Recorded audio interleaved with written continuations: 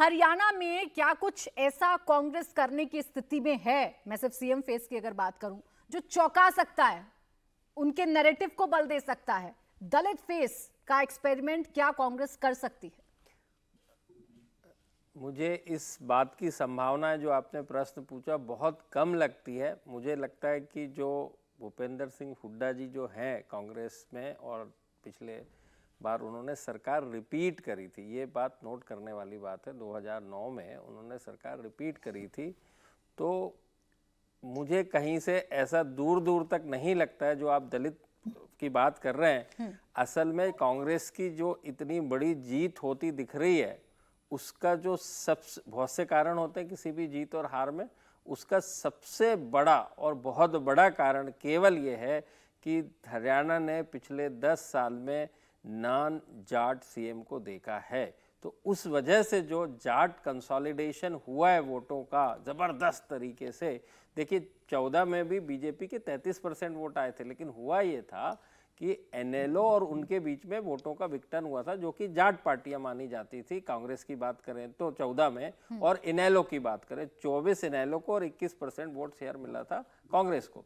उसके बाद 19 में जेजेपी को मिला 15% और इनेलो को मिला 17 और कांग्रेस को मिला 29। वहां पर भी वही हुआ कि जाटों के वोटों का बंटवारा हुआ। और साथ साथ पूरे के पूरे 10 साल, पहले 9 साल खट्टर साहब और उसके बाद अभी सैनी साहब, तो नॉन जाट सीएम का होना और जाट सीएम का ना होना 10 साल तक, यही मुद्दा जमीन पर सबसे ज्यादा उभर कर आया है। तो मुझे नहीं लगता कांग्रेस किसी भी स्थिति में है कि वो किसी दलित चेहरे को यहाँ पर सामने लेके आएगी। ये मेरा अपना आकलन अनुमान है। ठीक है अर्जुन जी, आपका आंकलन क्या कह रहा है? दलित फेस पर दांव खेला जा सकता है, या बाप बेटे के बीच की जंग में बाप या बेटे में से कोई सीएम बनाया जा सकता है, या कोई और नाम आपके जहन में है कि भाई इस पर इस तरफ भी विचार करिए, चर्चा में नहीं है, लाइमलाइट में नहीं है, लेकिन ये भी सरप्राइजिंग हो सकता है?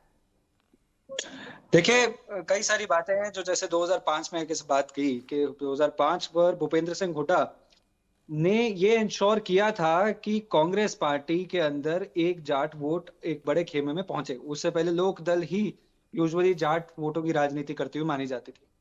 2005 की जीत हुई, 9 की जीत हुई, दोनों बार 2009 में एंटी इनकम्बेंसी को डिफीट करते हुए फिर से सरकार के अंदर आए थे।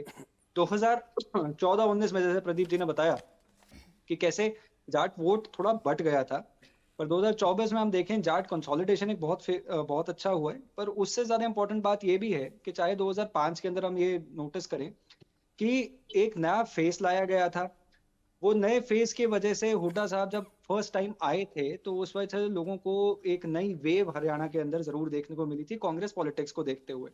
2024 के अंदर हुड्डा साहब के, वह कहते हैं कि 72 सीटें थी जिनपे भूपेंद्र सिंह हुड्डा का एक बहुत बड़ा रोल रहा था टिकट डिस्ट्रीब्यूशन के अंदर। उससे पहले अगर हम G22 देखें, उसके अंदर भी कोई एक ऐसा व्यक्ति या कोई ऐसा नेता या पॉलिटिशियन हो जिसका एक अच्छा जनाधार है रहा हो, वो भूपेंद्र सिंह हुड्डा थे। और इस वक्त भी इलेक्शन अगर हम जैसे अनुमान कह रहे हैं, इलेक्शन अगर कांग्रेस पार्टी जीतती है तो एक बहुत the scales are heavily tilted in favour of Bhupinder Singh Hooda. ये बात के दीपेंद्र हुड्डा बनेंगे, ये जरूर इस बात पे करी जा सकती है, क्योंकि काफी लोग ये बोल रहे हैं कि कई सारे टिकट्स जो यूथ में पहुंचे हैं, जो नए टिकट्स डिस्ट्रीब्यूट हुए हैं, वो टीम दीपेंद्र सोटो से उनके पास से निकले हैं। तो ये बात उठ सकती है। पर ये अभी जनाधार जो ये बोलता है, जो वोट आया है, जितना जो मतदान हुआ है, जो कंसोलिडेशन हुआ है, वो भूपेंद्र सिंह हुड्डा के नाम पर हुआ है। एक नाम ऑफ कोर्स कुमारी शैलजा जी का चल रहा है। सी कुमारी शैलजा जी इलेक्शन के लेट तक उनका रोल रिस्पॉन्सिबिलिटी मुख्यतः ये रही कि वो अपना कोई बगावती मोड़ ना लेने, या कहीं पर ऐसा नैरेटिव ना चल जाए कि उनको साइडलाइन किया जा रहा है। उसको रिपीटेडली कांग्रेस ने ट्राई किया था, हाईकमांड ने ट्राई किया कि उन ब्रिजेस को उन गैप्स को ब्रिज करने का।